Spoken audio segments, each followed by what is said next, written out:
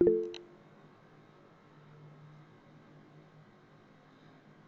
our yesterday's session of modern organization and management, we were discussing regarding how organization structure and the classical principle of management are connected to one another. In our today's session, we shall discuss uh, regarding the fact whether all the time complying the organization structure to the classical theory will be helpful for the organization or will it pose any kind of problem in the organization. Now, the recommendation what has been given by the classical writers for any kind of organization and any kind of managing things in a company do not work at all the situations. Now, the things what has been prescribed for machines like efficiency might work in military organization and also maybe in simple shop operation. But then, organizations which are very small in nature or where the work is very simple, it often fails to produce a result in complex kind of organization structure. Now, the FIRE's principle does not always guarantee some kind of success. And along the way, this particular theory has been given experience of different companies and management thinkers or manager proves that organization is not simply a structure wherein which you adhere to the strict rules and regulations. And this has been the one point that was given by Taylor that whatever rules and regulations are there in organization should always be followed. But the experiences of different organization proves it that it is not simply that you do what has been given. An organization or a business structure shall be much more than that. Now, even Max Weber's efficient organization formula also sometimes fail to give benefits when it comes to actual practice. Now, speaking of that, bureaucracy, in fact, it highlights the highest kind of inefficiency in any kind of organization.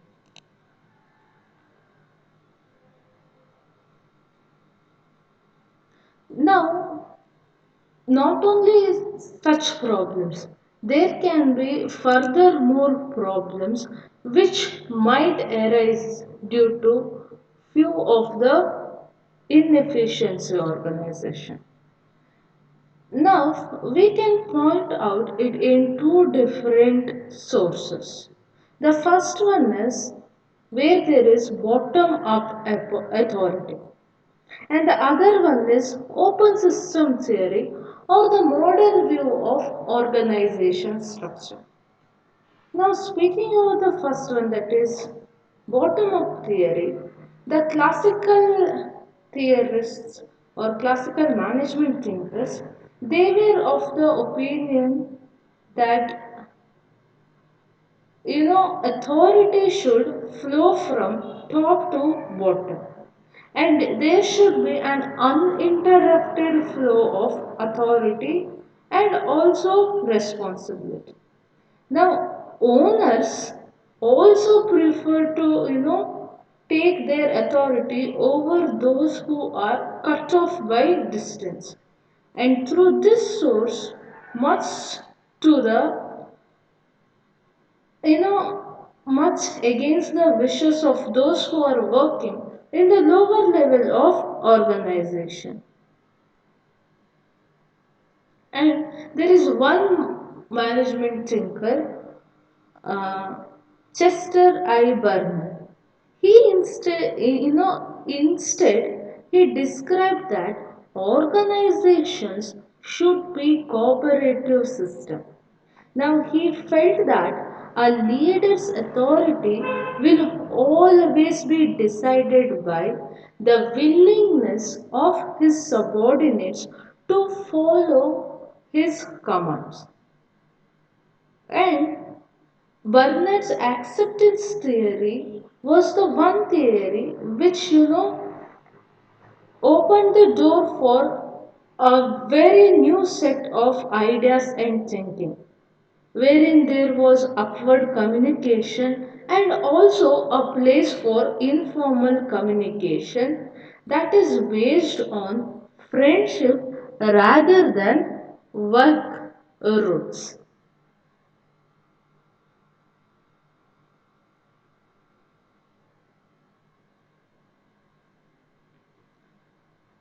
Now, the next challenge which emerges in the traditional view of organization is regarding the open system theory or the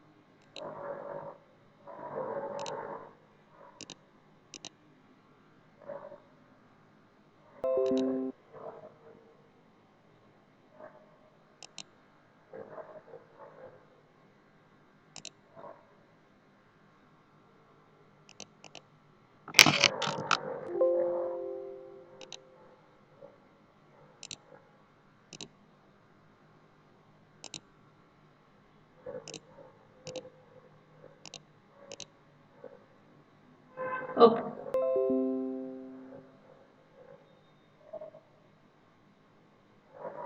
Now the next one is open system theory and the modern approach. Now, the traditional concept of the organizing process is always task oriented and it emphasizes the work which are to be completed by each and every employee in the organization. Now, the organization is always considered as a closed system. Now, it shall always be considered that it has been enclosed and sealed off from the outside world. Now, it also has this point of view that each of the organization has all the necessary energy that it needs. And there is particularly no any need to look into the environmental changes in the organization.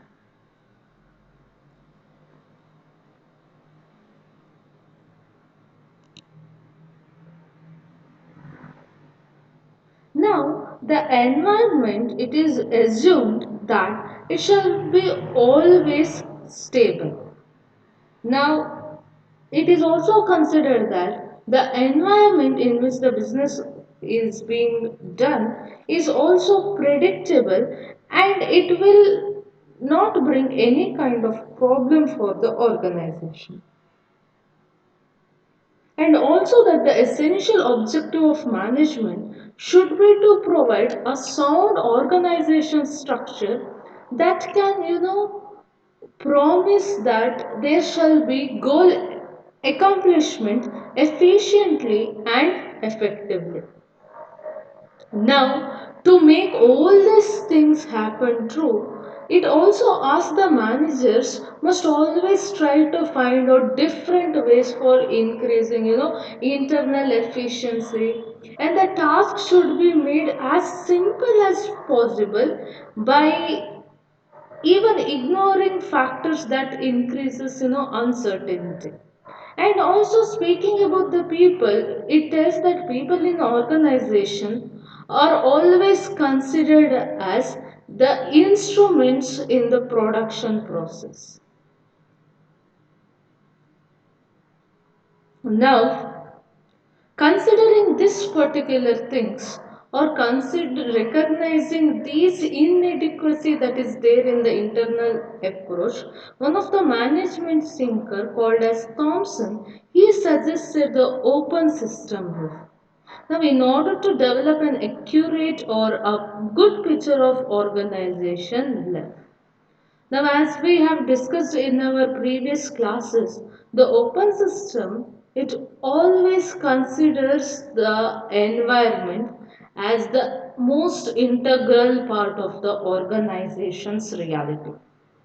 Now it tells that each and every organization by nature is complex and it is always a goal seeking yet a social unit.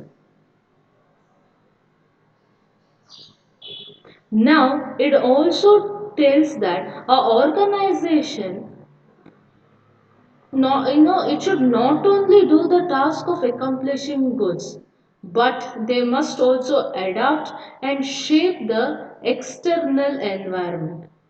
Now, the open system view convinces of the organizational system as a set of interrelated elements that takes inputs from the society, transfers them, and delivers outputs back to the external environment.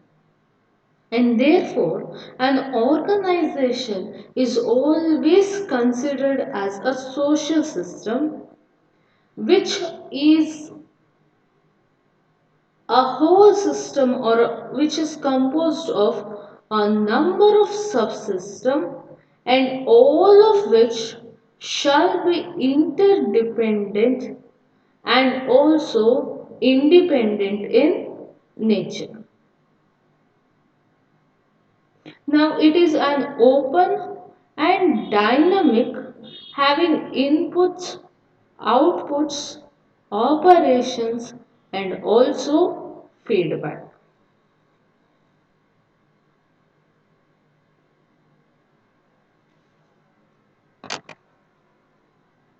Now this particular slide, it depicts or it makes an comparison of traditional and modern approach of organization's structure. Now, the classic organization always considered that our organization structure is a closed system. It has a stable environment. The power shall be centralized. There shall be always division of labor, and because of which specialization shall be there. And in an organization, the use of authority shall always be to achieve coordination. There shall be present rigid rules, precise requirements of roles by each individual in the organization, and every command that every individual gets should be done with exact obedience. The communication in the organization shall always happen in a one-way street or it flows from the highest authority to the lowest authority. And in organization there is a necessary of continuous maintenance.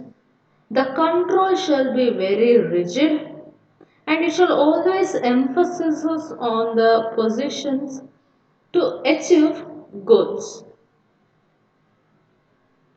And because the power shall be there in one person's hand, It shall always be autocratic in nature and which comparatively might have been suitable for the organization which existed back then. But when we compare with the today's organization structure, it becomes a negative working environment for the employees working, and also it robs employees of freedom and a motivation for them to work.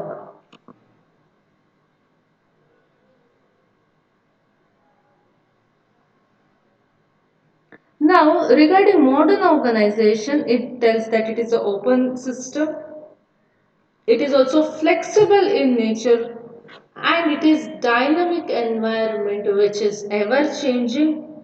There is opportunity for both job enlargement and job enrichment. And speaking about authority, the authority shall always be decentralized in nature. Most of the organization shall be free from any kind of structure. Each and every employee in the organization will have full consciousness of what he is supposed to do and what is expected of him. Now, the employees, the structure, the rules, regulations will all have the nature of flexibility and adaptability. The participation of every factor of production shall be for the achievement of the organization goals. The communication shall be open and also multi-directional. It can move from up to bottom, bottom to up, horizontally, diagonally, in all possible ways. There shall be always necessary of motivational needs rather than that of maintenance needs. It gives importance on the goals of the organization, which shall always be managed by having an objective.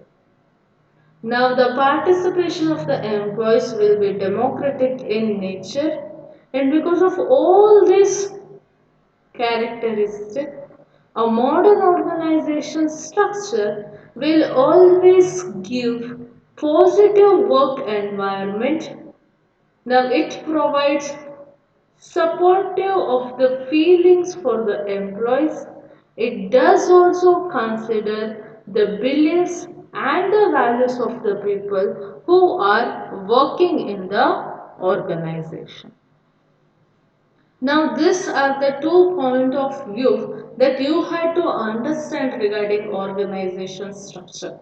Now, organization structure to speak of is as simple as which speaks of who would be working under who is responsible to do what. But then we'll have to understand how organization structure used to be in the earlier times and how the organization structures are being implemented in the current situation. How there can be a comparison and contrast between the two, which might be better for what kind of organization.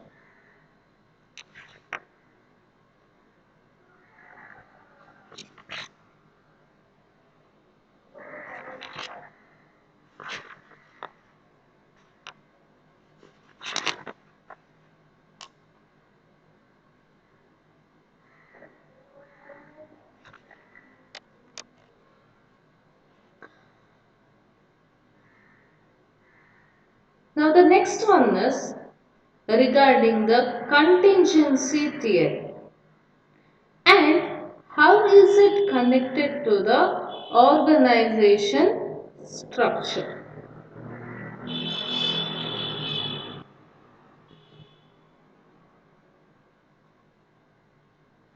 Okay. So now what is this contingency theory or what do you mean by contingency? Now this particular theory Now it gives importance for organizing a number of elements which is present in the organization. Now, it is supportive of the idea that in an organization or for an organization, there can possibly be no one best way to organize. Now, there can be no one particular pattern of organization style which can be universally accepted. Now, the design or the organization structure shall always be conditional in nature. Now, this organizational structure, it can be contingent upon many factors. Now it is said that the organization structure is a result or a product of many forces, which includes both internal factors and external factors as well. Now, the factors, it should be remembered, do not determine structure, rather, the factors they establish parameters within which the management can take up its choice. Now, the figure in the picture or in the diagram, what you see is nothing but where they are trying to tell that there are some of the factors. Now, you should remember that these are not the ones which determine, but these are the parameters or a scale within which an organization can take decision. Now, the four parameters that they have given is uh, the forces in the environment, the forces that are present in the task, forces in the manager, or they are speaking of strategy, and the forces in the subordinates. And this is how the contingency theory factors are present. Now, speaking about contingency theory, if it has to be said in one word or one sentence, it is nothing but the process of determining the degree of the environmental uncertainty and the adapting the organization as well as its subunits to the situation.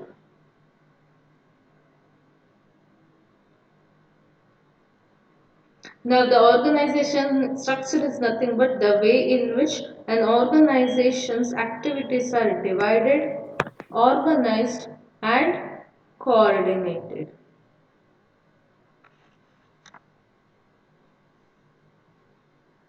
Now, we said regarding four different elements or four different variables. Now, let us see how strategy and organization structure are interrelated. Now, strategy is one of the main contingency variable. Now, what does strategy means then? It means long-term decisions which are being adopted by managers to achieve the goals of the organization. Now, the top level managers are the ones who generally formulate strategy, and after considering all the facts that are present, they do a careful analysis of the opportunity that are possibly present in the environment, and once after they know the different opportunity, they evaluate the strengths and weaknesses of the organization.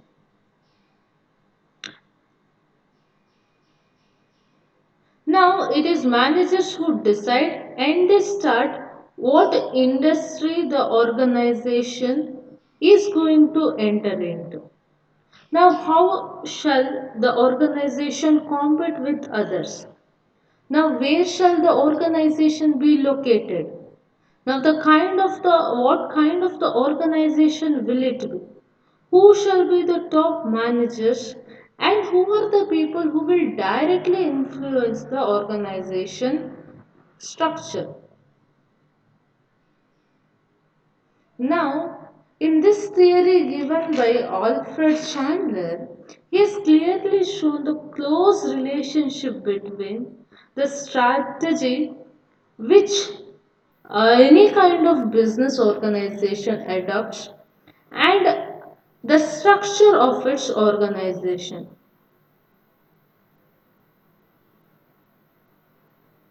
Now, to come up with the result, Alfred Chandler he carried out a very big and intensive case studies of four of the largest American companies, namely Sears Roebuck, General Motors, Standard Oil, and DuPont. Now, his results showed that any kind of changes in the corporate strategy will always precede and cause the change in the organization structure. He also founded that all the companies that he took for studying had shifted their designs from a simple centralized pattern to a more elaborative and also more divisionalized pattern following the changes in maybe population, national income, technology, innovation, and also expanding product lines in each of the organization. Now, the strategy which are being selected by the manager is one of the primary explanatory variable for different organization structure in all the cases. Now it is the strategy which influence on the structure and it can be in the form of the fact that the strategy determines the different organizational tasks. It also sometimes influence the choice of technology and the people who are working. Now which is appropriate for accomplishment of organizational tasks, and in turn these influence the appropriate structure of the organization. Now, strategy also determines the environment within which the organization will be operating.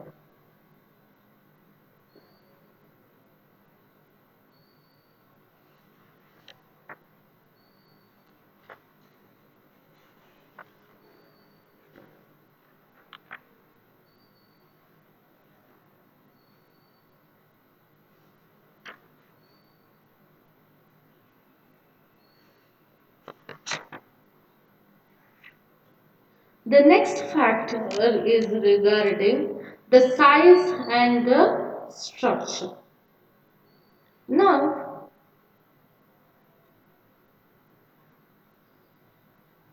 regarding size and structure, the question always remains, unsolved or controversial in telling how important does the size of the organization becomes in determining the structure of the organization. Now, options always vary from size is the most important condition which affects the structure of the organization to the fact that size can always be irrelevant. Now, management thinkers like Peter Blau and Richard Sconner, they said that size is one of the most important condition which affects the structure of the organization. Now, size determines the structure and also provides different opportunities to utilize the economics of specialization in organization. Now they are of the point view that now as an organization, when it grows in size, there is a tendency to assign more and more persons to specialized service. Now the number of subunits increases, and because of this there shall be more levels of management are created in the hierarchy of the organization. There shall exist impersonal rules, procedures and control increases formalization in an organization, and because of the ever increasing size, organization will turn into more structured ones.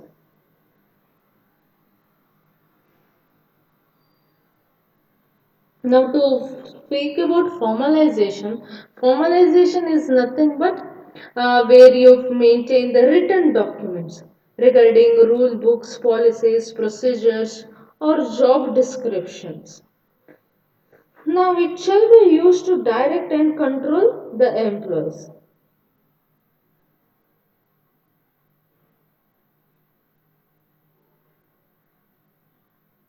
Now, there was one more study which was done in the Austin group.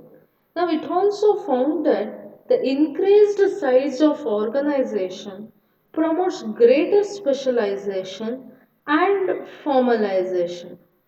Now, this was a study which was done on the 46 organizations. Now, the research findings on the size and structural relationship are inconsistent because a sound theoretical explanation as to why size affects structure is missing in the studies. Now, there are a lot of times where it is not clear as why relationship is unidirectional. That is to tell, size influencing structure, but the structure doesn't influence the size. And also the question how size determines all structural dimension. Now the evidences which are in support of these two questions is always inadequate.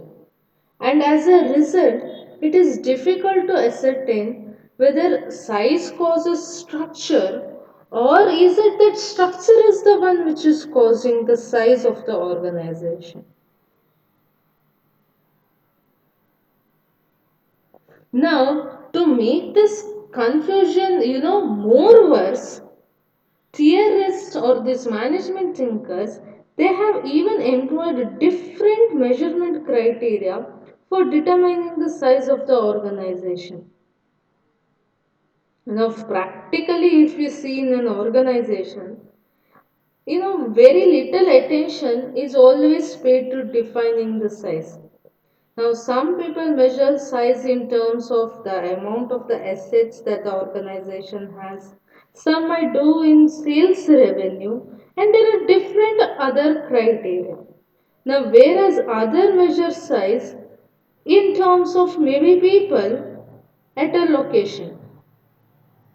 Now, this may be due to the fact that size is a relative term and a clear cut classification of organization into small, medium, and large scale unit is never possible.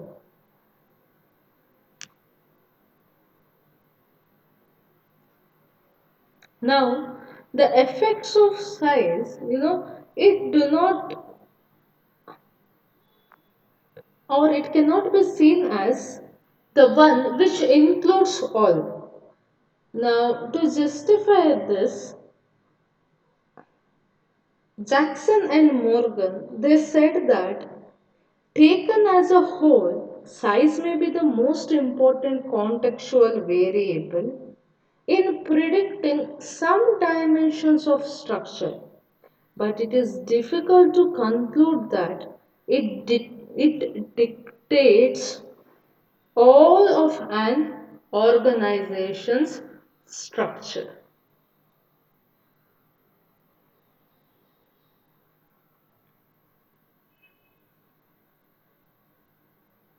So, this is regarding the size and structure and the opinion of the management thinkers regarding them.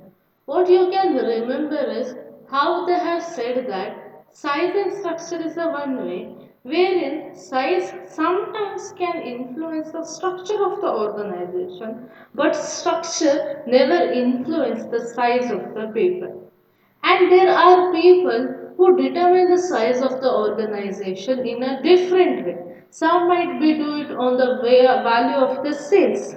Some might do it on the amount of the assets that they are having. Some might be doing it on the way of how much employees are working in particular location.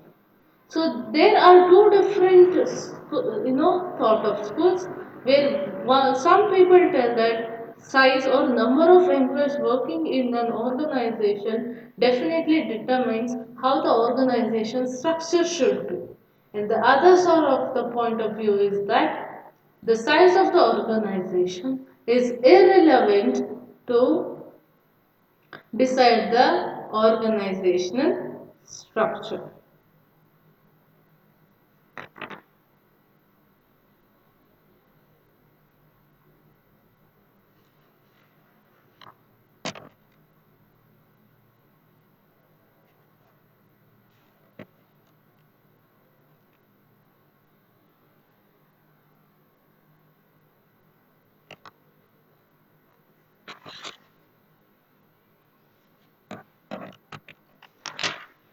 Okay.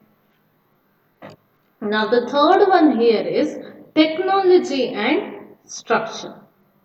Now, speaking about technology and structure, now there has been different studies done and there has been different point of view has been given by some of the management thinkers. Now, what we have to remember is technology is one factor in current situation which changes by you know a shift in one day from another. Now, nowadays or for current scenario, technology is very important variable in the design of organization structure. Now, to achieve, at least a satisfactory performance, every manager must create an organization design. Now, this should be also not only a proper mix of factors of production, but it should also be a proper mix of technology, structure, and even human behavior. Now, technology in simple terms is the organization's transformation process.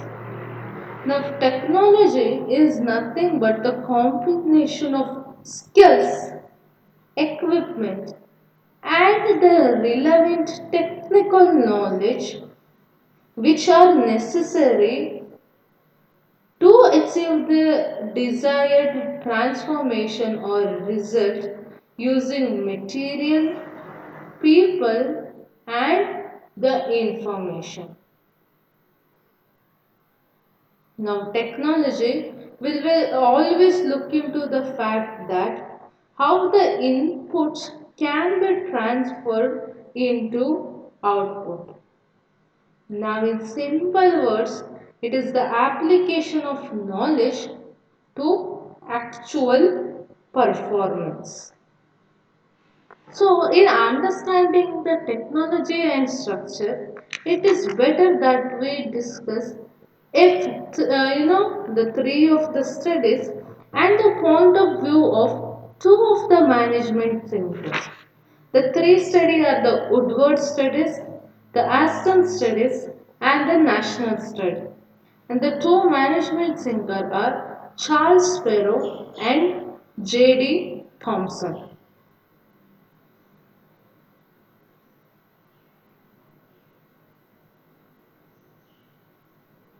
So, the first one is regarding the Woodward study. Now, speaking about this Woodward study, the first question can be, what is the relationship between the technology and the organization structure?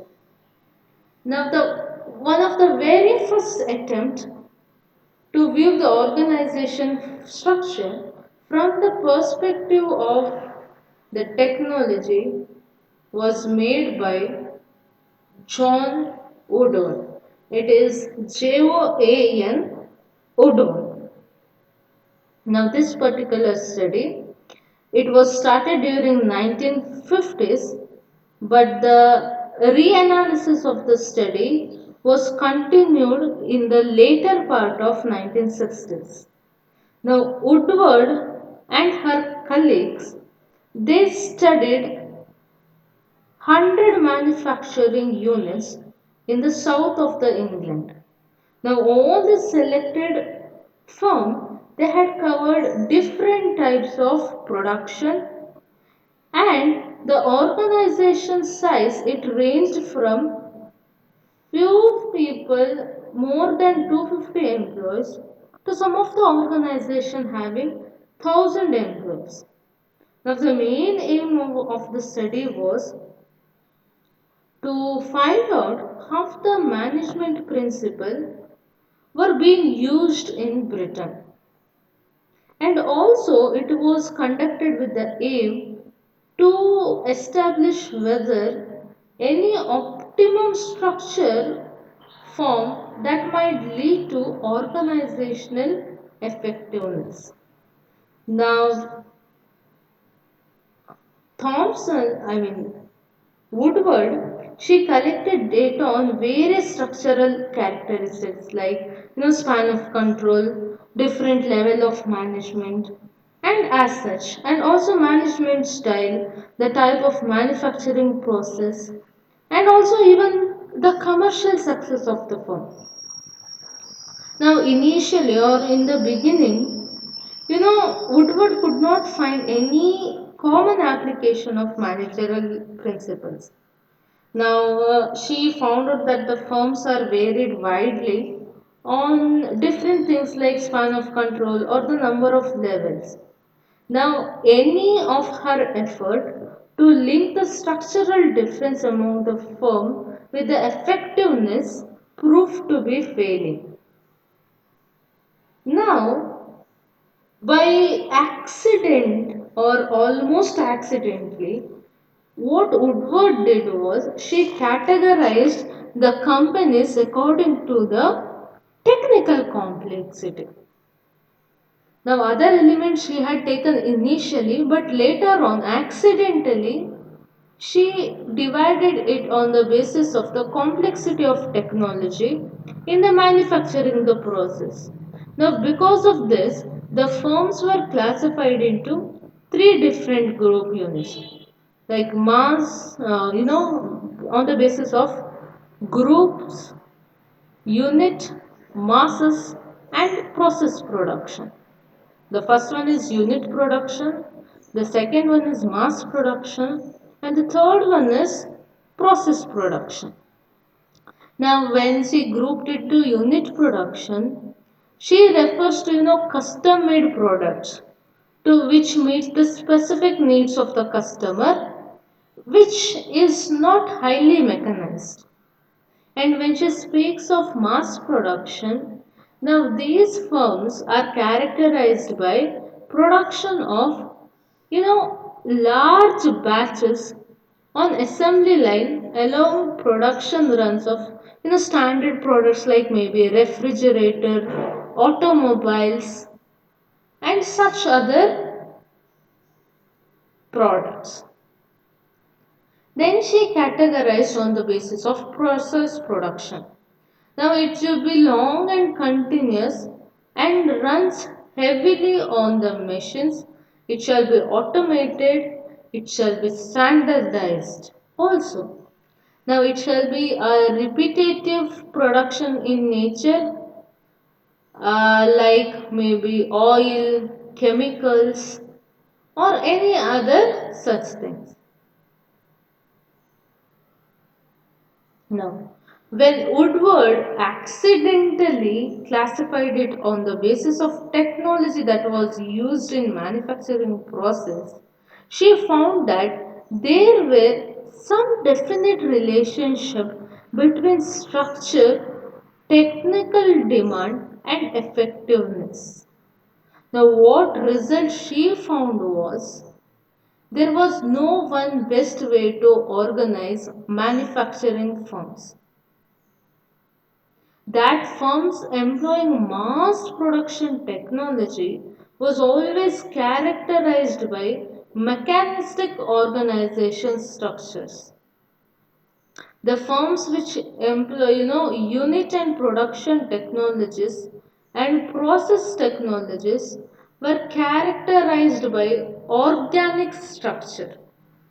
Now, it also resulted in knowing that there was an inverse relationship between technical complexity of the organization and span of control. That is, in mechanistic structure, span was larger. That is to tell, the more the machines used, the greater can be the span of management.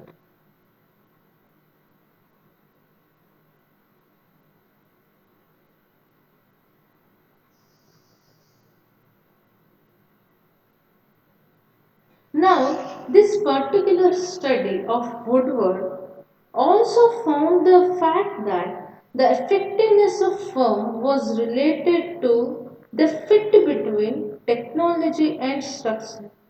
Successful mass production organizations had mechanistic structure, while small batch and process organization had organic structure.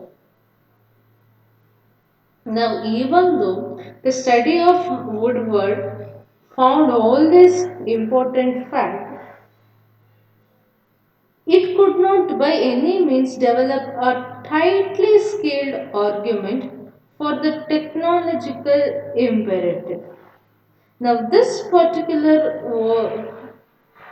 result or this particular argument was given by S.P. Robinson as against the idea that was put forward by Woodward.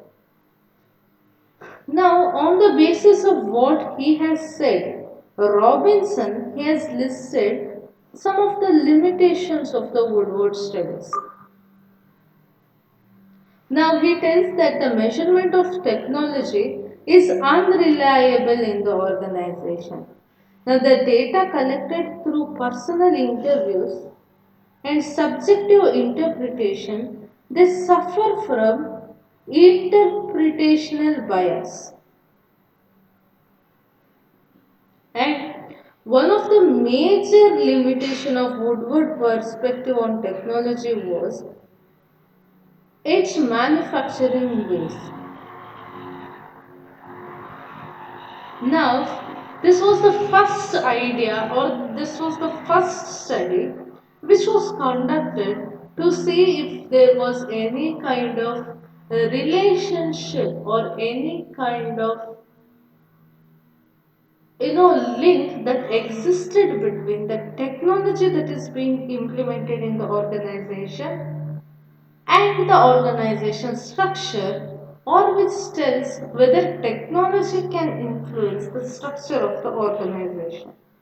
Now, later on, to sort out all the different limitations, confusions, or this debatable practice that that were arised because of the Woodward studies, there were a lot of other studies which were done time and again.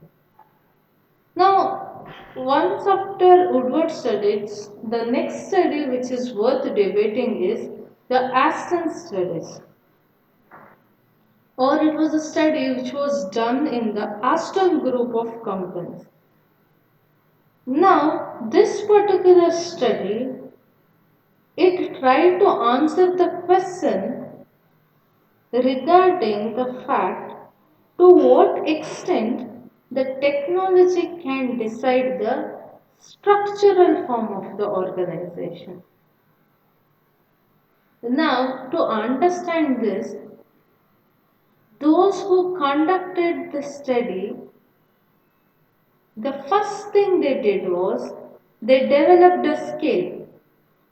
Now, this particular scale, it was called as workflow integration. Now, this workflow integration, it measured technology and structural characteristics. Now, the study was done in 52 different organizations. Now, all this organization that was considered for the Aston study,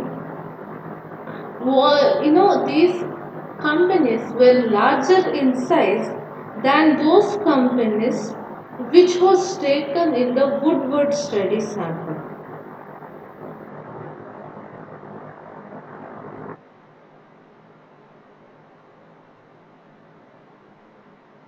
Now, we discussed regarding the scale, that is workflow integration. Now, this workflow is the production and distribution of output. Now, this particular scale, according to the study, it can be applied to all types of work organization. Now, when we apply this, if at all the result of the workflow integration is higher, it means that the technology of the firm is characterized by, you know, maybe things like greater automation of equipment, greater rigidity of workflow, and more precise measurement of the operations which are being conducted in the organization. And the Aston study also found the fact that organizations which are bureaucratic in nature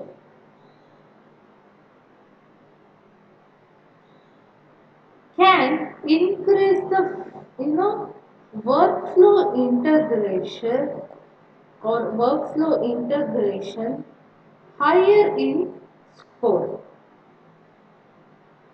Now, not only this main result, the Aston study also concluded some other important result. But the fact that we should know is that the results were completely inconsistent with those of Woodward studies. Now, the Aston study, they totally rejected the view that technology is the one which dictates the structure. Now, there was no any substantial relationship between technology and structure that could be proved. Now, this particular study, it stressed the fact that technology is one of the factors which can influence structure, but it is not entirely because of technology the organization structure might change. Now, they also said that it is neither the sole nor the primary determinant of the structural aspect of an organization. Now, the size of the firm is most of the time can be associated with the other structural variables than that of technology. Now, perhaps technology's greatest impact would be, maybe yes, in small manufacturing organization. So this was all about Aspen studies, or the second study which was done to find whether technology dictates the structure of the organization. The first one was Woodward studies, the second one was Aston Group studies.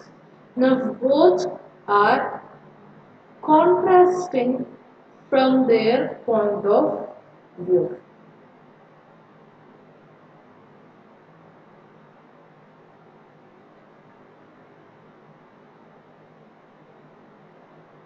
Okay. Now, after Aston group of studies, it was followed by what is called as the national study. Now, this particular study was conducted by John Child. Now, he took into consideration 82 different British firms. Now, when the study was done on these 82 different British organization, it confirmed the findings of the Austin group. Now, the result was same in manner as that of Austin group, and he concluded the findings of the Austin group studies were correct. Now, using Woodward scale, there are management academicians like Child and Mansfield found that size has much closer relationship to the aspect of structure than the technology can properly have.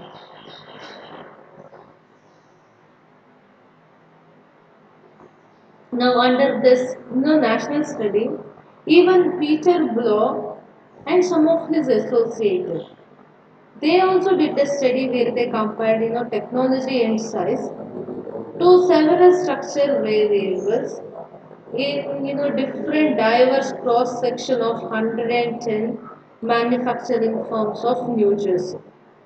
Now, they also found, very little evidence to support the Austin group conclusion that when organizations are small, structures will be more heavily influenced by technology.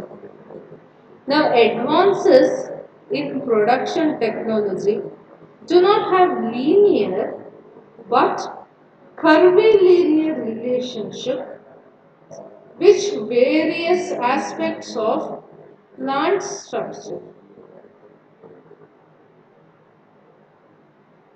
Now, technology has an important relationship with the decentralization of operating decisions or the key operating decisions.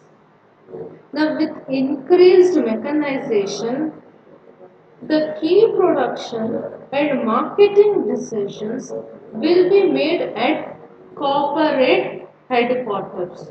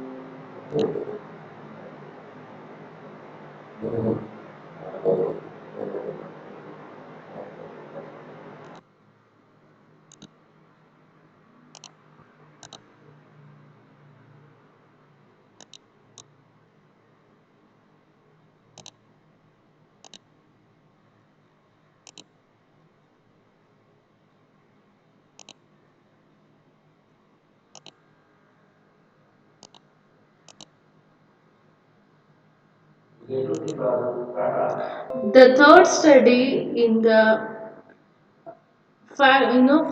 the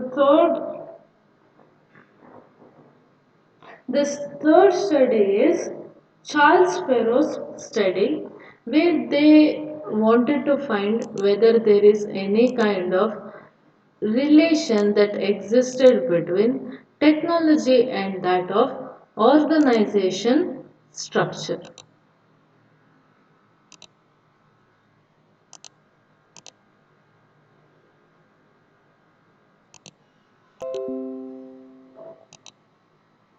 Now, this particular study is useful for measuring both the manufacturing and the non manufacturing technologies.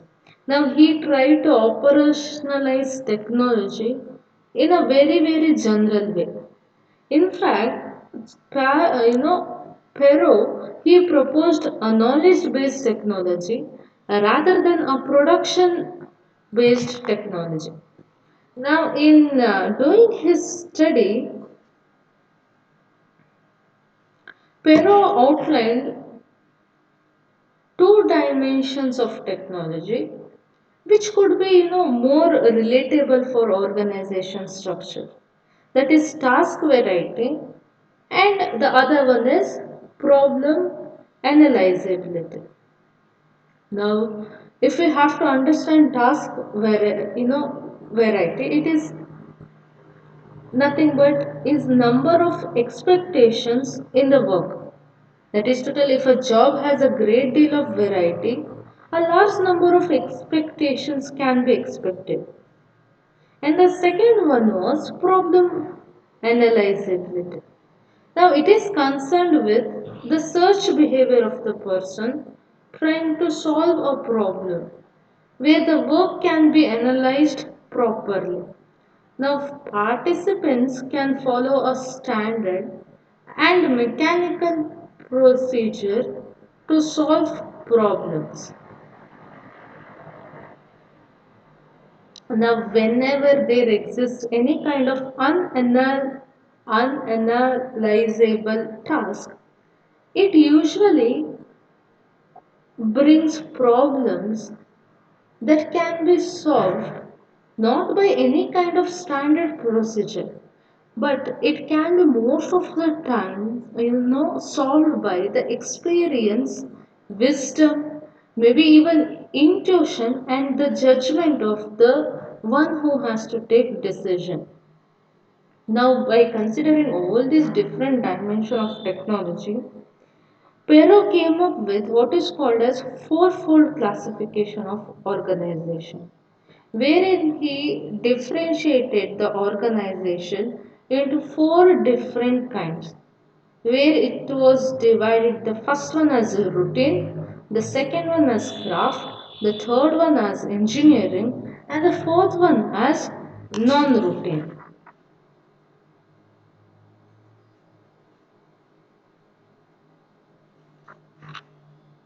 Now, in this fourfold, the first one was routine. Routine is nothing but where the task is of like variety.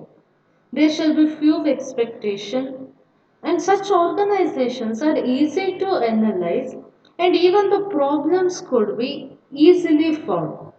And the task shall always be standardized in nature.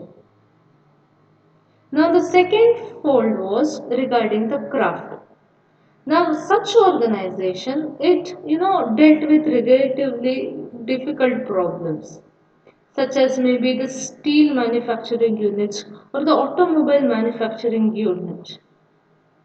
But within such organization structure, there existed a very limited set of expectations. Now, the task it necessitated the requirement of both experience and also training. We can even consider manufacturing units of shoes or the glass making manufacturing companies under this craft fold. The third one we have is engineering. Under such manufacturing units, complexity tasks are the ones which always exist.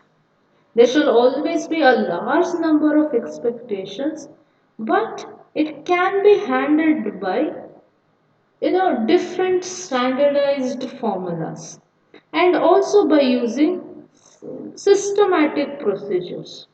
Maybe the engineering and accounting tasks. The fourth fold was regarding the non-routine tasks.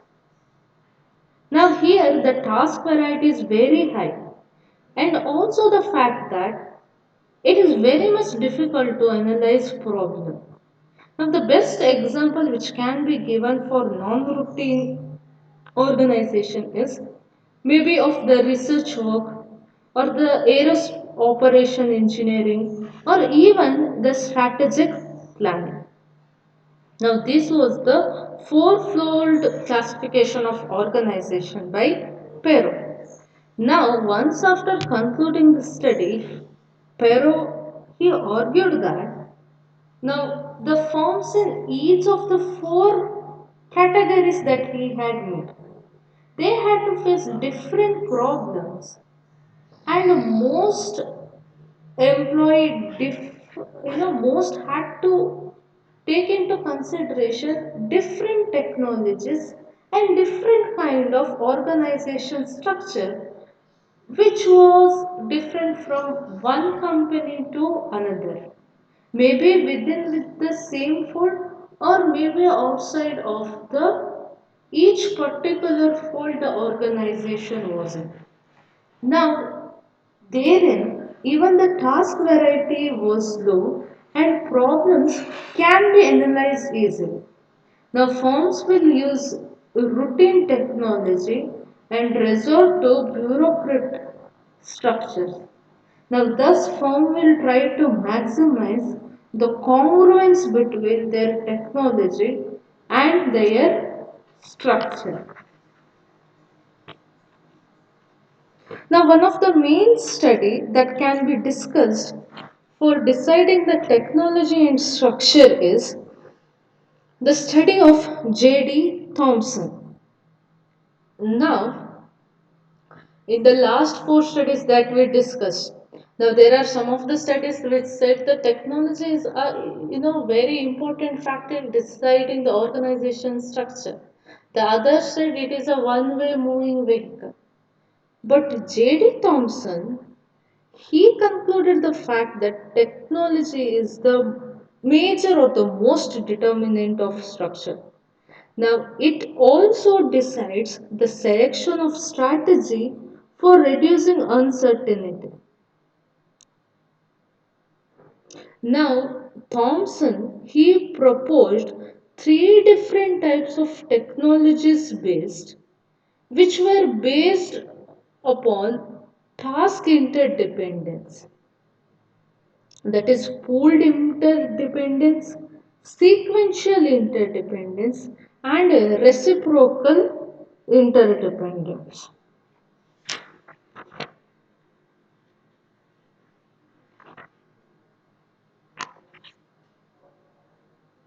Now, first one is pooled interdependence. Now, such kind of interdependence, it exists where two or more departments interact with the central organization, but then they will not have any kind of interaction with one another. Now, each department shall be a part of the organization, and managers must standardize procedures as to achieve necessary coordination between various departments. It can be found out, especially in banking and insurance companies, where two departments they will be having connections with the centralized organization, but with one another they may not have any kind of communication. The second one is sequential interdependence. Now, under sequential interdependence, it exists where the operations of the different departments in the organization usually be linked in a sequence. Now, this kind of technology shall always be having the nature of fixed sequence, and it shall always be a repetitive steps. Now, a one-way flow of material, that is, inputs shall be taken, processed, and it would result in the output of the organization.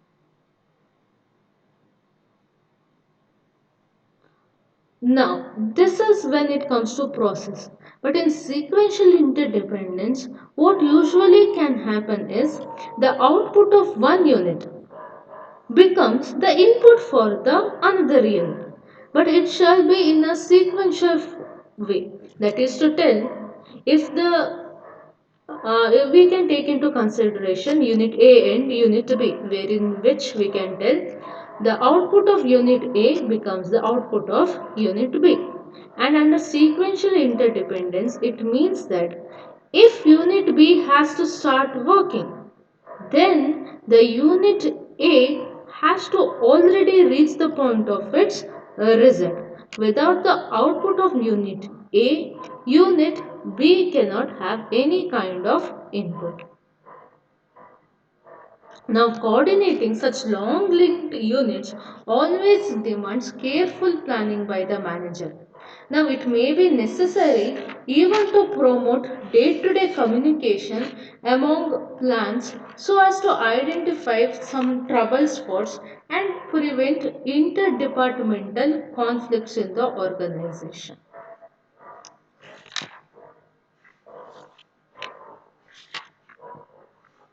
Now, the next one or the last one that you have under J.T. Thompson's study regarding technology and structure is reciprocal interdependence. Now, this reciprocal interdependence, it includes both the pooled and the sequential interdependence. That is to tell, it exists when the output of each unit provide input for all other. That is to tell, output of department A is the input to department B, and the output of department B is the input back again to department A. Now all the units exist in mutual interdependence. Reciprocal interdependence is the most complex interdependence for any kind of organizations to manage. Now, coordination is made difficult due to frequent communication and interaction between departments. And this type of interdependence requires the maximum effort at maybe planning, communication, and also even decision making. Now, this was regarding the technology and structure. So after this we have environment and structure and people and structure. Now I do understand that each of this topic is based on study and maybe a little bit difficult to remember. But the fact is that when they have given you that you have to discuss how strategy and structure are dependent, the fact that how size and structure are dependent, and also even the fact that how technology and structure are dependent. In general, we can always tell. But then, like the same way how we discussed different studies and we have given the limitation regarding the fact that there are no any parameter which can fix the fact that the result are so because of such parameters. Even when you simply tell generally, even your answers would not be having any kind of weightage. But if at all you try to explain all these factors with the help of the some study which has already been made, your answers shall always be better and will always be given more weightage. Take a break of 10 minutes. It's 11:50, sorry, 10:55 right now. Join back by 11:05 and we shall continue our discussion in that particular session. Thank